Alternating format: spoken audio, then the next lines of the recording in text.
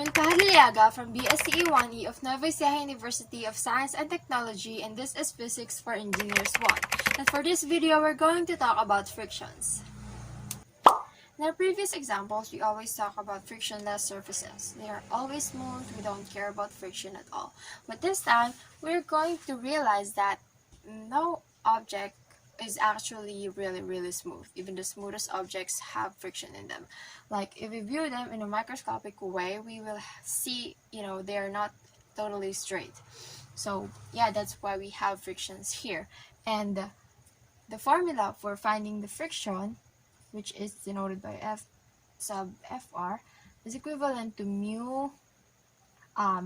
If it is kinetic, then it will be K, or mu S if it is static, and then multiplied to the normal force. So that's how we will find this friction force. So let's move forward to our sample problem.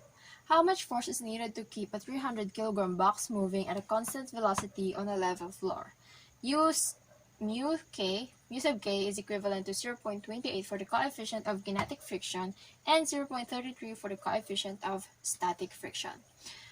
As you can notice, we are asking here for the applied force.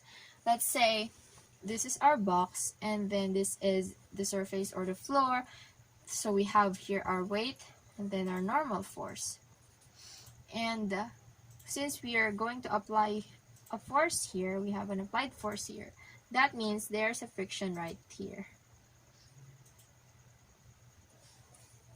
Yeah. So if you draw a free body diagram, this is our object, this is the weight, and then the normal force, the friction, and then the applied force. As we can see, we have here all sides of our Cartesian plane. So for our x component, we have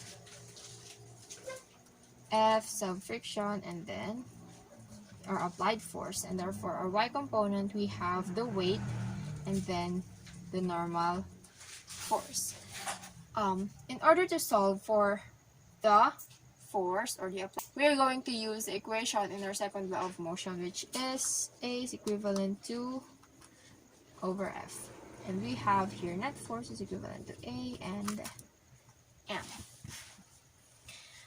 Let's first start with our y component. So our net force for our y component is normal force minus weight, because we consider the upward direction as a positive, hence the weight here in our downward direction will be negative. And since we have an acceleration of 0, because as we say here, there's a constant velocity. That means there's no change in velocity, there's no acceleration. So we have here a 0, because this is 0. So that means our normal force is equivalent to the weight. And we all know again that the weight is equivalent to mass times gravity. So that is our normal force here. Now, for the x component, we have mass and then acceleration x. We also have here a 0 before. We have here a 0 net force, and then we have the forces here of the applied force or the force friction minus the applied force.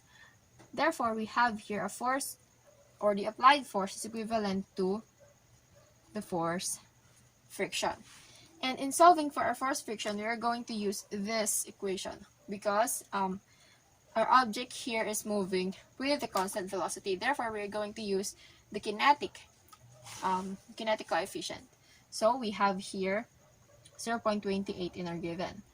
But yeah, we have applied force equivalent to kinetic friction or kinetic coefficient and then normal force.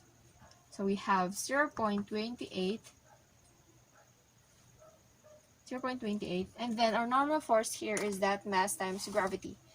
So our mass times gravity, we have 0.28, and then our mass here is equivalent to 300 kilograms.